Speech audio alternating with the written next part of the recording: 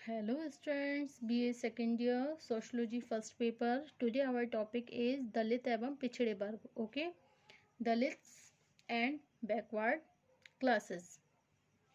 Okay, Bharat की परंपरागत सामाजिक संरचना से उत्पन्न होने वाली सामाजिक समस्याओं में निम्न जातियों का अमानवीय शोषण एक लंबे समय तक हमारी सबसे गंभीर सामाजिक समस्या रही है. ओके, भारत की जनसंख्या का आधे से भी अधिक भाग उन जातियों से संबंधित रहा जिन्हें सामाजिक, आर्थिक, धार्मिक और शैक्षणिक क्षेत्र में उच्च जातियों की तुलना में बहुत कम अधिकार दिए गए. शूद्र वर्ग से संबंधित जातियों में उन जातियों का सबसे अधिक अमानवीय शोषण हुआ जिन्हें बहुत अपवित्र मानकर उनके स्पर्श पर भी प्रतिबंध लगा दिया गया.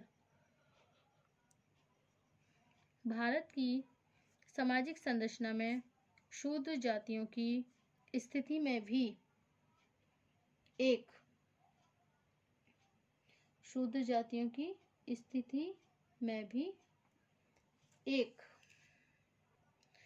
स्पष्ट भिन्नता देखने के लिए मिलती है.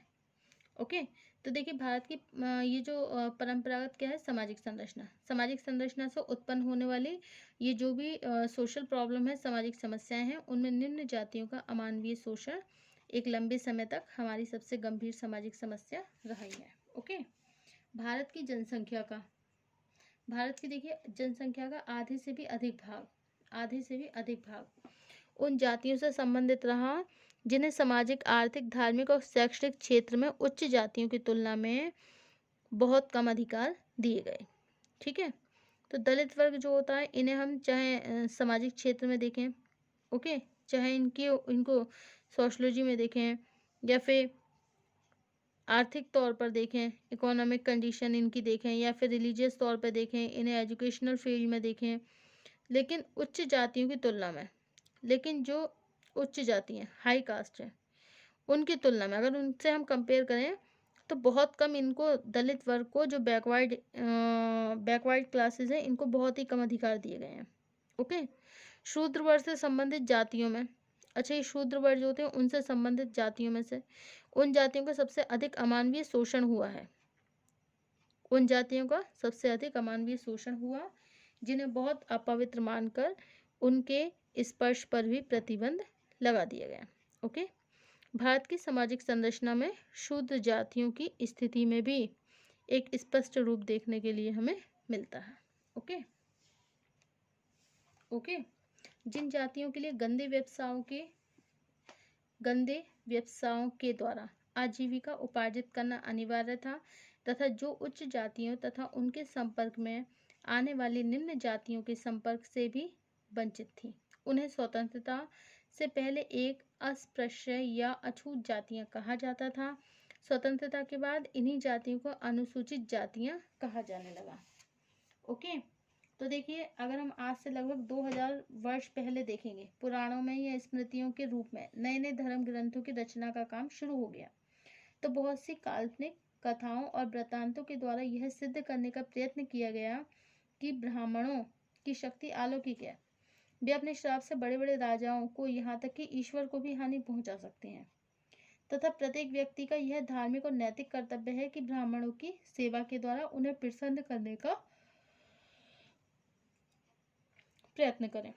ओके, राजाओं के लिए जरूरी हो गया कि वो अपने ब्राह्मण, पुरोहित या मंत्री की सलाह लेकर ही राज्य का संचालन करें.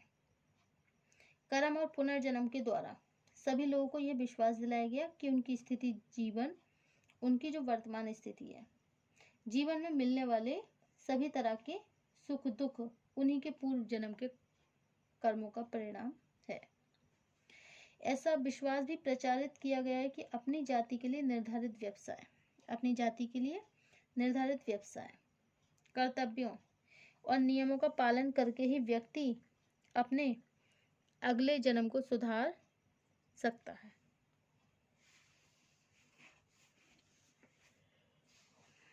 इन विश्वासों के फलस्वरूप भारत में जन्म पर आधारित एक ऐसी सामाजिक संरचना विकसित हो गई जिसमें धर्म के नाम पर जातिगत असमानताओं को न्यायोचित ठहराया जाने लगा। ओके। पवित्रता और अपवित्रता की धारणा के आधार पर भारत की सामाजिक संरचना में शूद्र जातियों की स्थिति में एक स्पष्ट भिन्नता देखने को मिलती है। जिन जातियों के लिए गंदे व्यवसायों के द्वारा आजीविका उपार्जित करना जरूरी था और उच्च जातियां तथा जो उच्च जातियों और उनके संपर्क में आने वाली निम्न जातियों के संपर्क से भी वंचित थी, उन्हें स्वतंत्रता से पहले अस्पृश्य या अछूत जातियां भी कहा जाता था। स्वतंत्रता के बाद इन्हीं जातियों को अनुसूचित जातियां कहा जाने लगा। डॉक्टर अंबेडकर ने इन जातियों को दलित नाम से संबोधित किया। According to doctor Ambedkar, meaning of Dalit. Okay, doctor Ambedkar ने इन जातियों को दलित नाम से संबोधित किया। और दलित वर्ग से अभिप्राय क्या होता है? Meaning of Dalit, doctor Ambedkar ने दलित वर्ग, ये दलित शब्द है उसका प्रयोग करते हुए कहा है कि जो जातियां गरीब, शोषित तथा सामाजिक और धार्मिक अधिकारों से वंचित है, उन्हीं को हम दलित कहते हैं। ओके, डॉक्टर अंबेडकर ने क्या कहा है? इन्होंने कहा है कि जिन जातियों के लिए गंदे व्यवसायों के द्वारा आजीविका उपार्जित करना अनिवार्य था तथा जो उच्च जाति और उनके संपर्क में आने वाली निम्न जातियों के संपर्क से भी वंचित थी, उन्हें स्वतंत्रता से पहले एक अस्पृश्य या अछूत जातियां कहा जाता था। स्वतंत्रता के बाद इन्हीं जातियों को अनुसूचित जातियां कहा जाने लगा। डॉक्टर अंबेडकर ने इन जातियों को दलित नाम से संबोधित किया। दलित जातियों के अंतर्गत शूद्र वर्ग से संबंधित दूसरी निम्न जातियों को भी उच्च जातियों के संपर्क में आने और उन्हें विभिन्न सेवाएं देने की अनुमति तो दी गई, लेकिन व्यावसायिक, धार्मिक और शैक्षणिक आधार पर उन्हें सभी न्यायोचित अधिकारों से वंचित किया गया। ओके, इसके फलस्वरूप उनकी समस्याओं में भी लगातार वृद्धि होती रही। उनकी जो प्रॉब्लम्स थी, the problem of the backward classes increasing day by day, उनकी समस्याएं रोज की रोज बढ़ने लगी। ओके, स्वतंत्रता के बाद अनुसूचित जातियों को संविधान के द्वारा सरकारी सेवाओं में आरक्षण और विकास की अनेक सुविधाएं मिल गईं, लेकिन बची हुई निम्न जातियों की सामाजिक आर्थिक दशा में सुधार करने के लिए कोई भी कानून नहीं बनाया गया। ओके,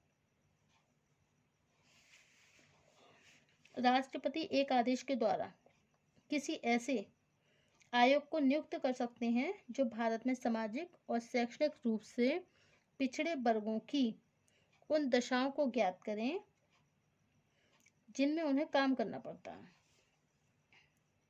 किसी तरह का संवैधानिक और कानूनी संरक्षण न मिल पाने के कारण अनुसूचित जातियों के अतिरिक्त शेष निम्न जातियां भी धीरे धीरे पिछड़े वर्ग के रूप में संगठित होने लगी। ओके, तो किसी तरह का संवैधानिक और कानूनी संरक्षण न मिल पाने के कारण अनुसूचित जातियों के अतिरिक्त जो शेष निम्न जातियां भी थीं, वो भी पिछड़े वर्ग के रूप में संगठित होने लगे।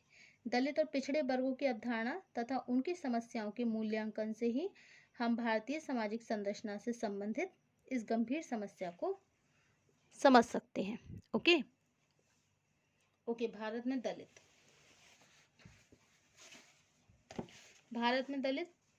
में दलितों की जो समस्या है उसका संबंध आज उन 19 करोड़ से भी ज्यादा व्यक्तियों से है जो हिंदू समाज का अंग होने के बाद भी हिंदुओं के कुछ धार्मिक ग्रंथों में दिए गए निर्देशों के अनुसार समाज में एक अपमानित और परित्यक्त जीवन व्यतीत कर रहे हैं। ओके, दलितों की समस्याओं का वास्तविक जो आधार है भारतीय समाज का, वह जातिगत संस्करण है जिसमें एक और ब्राह्मण जातियों को सबसे पवित्र मानकर उन्हें विशेष अधिकार दिए गए, जबकि कुछ जातियों को अपवित्र मानकर उन्हें पवित्र कही जाने वाली जातियों के संपर्क से भी अलग कर दिया गया। विभिन्न पौराणिक गाथाओं और कर्म के सिद्धांत के आधार पर पवित्रता और अपवित्रता संबंधी ऐसे विचारों को प्रोत्साहन देने के साथ ही उनके औचित्य को भी प्रमाणित करने का प्रयत्न किया जाता रहा। ओके। समाज में जन्म और पेशे के आधार पर जिन लोगों को सबसे अधिक अपवित्र माना गया, हिंदू स्मृतियों के द्वारा उनके स्पर्श पर भी प्रतिबंध लगा दिया गया।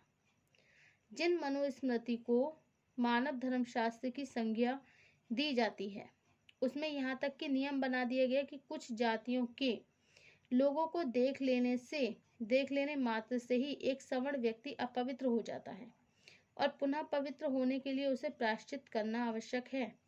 इस श्रेणी के लोगों को अस्पृश्य जातियों के रूप में देखा जाने लगा।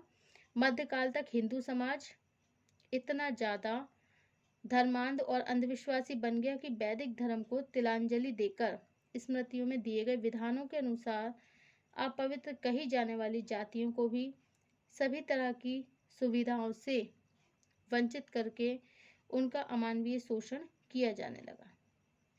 ओके। ब्रिटिश शासनकाल में जो अस्पृश्य जातियों की स्थिति थी बहुत दयनीय रही। इसके बाद भी आर्य समाज ने अपने सुधारवादी आंदोलन के अंतर्गत इन जातियों को दलित जाति के नाम से संबोधित करके इनके लिए अन्य हिंदू जातियों की तरह समान सुविधाएं और समान अधिकार देने की आवाज उठाई। आर्य समाज का मानना था कि जिन जातियों को अछूत माना जाता है वे वास्तव में दलित जातियां हैं, क्योंकि उन्हें और उनके मानवीय अधिकारों को कुचलकर उन्हें सभी तरह के अधिकारों से वंचित कर दिया गया।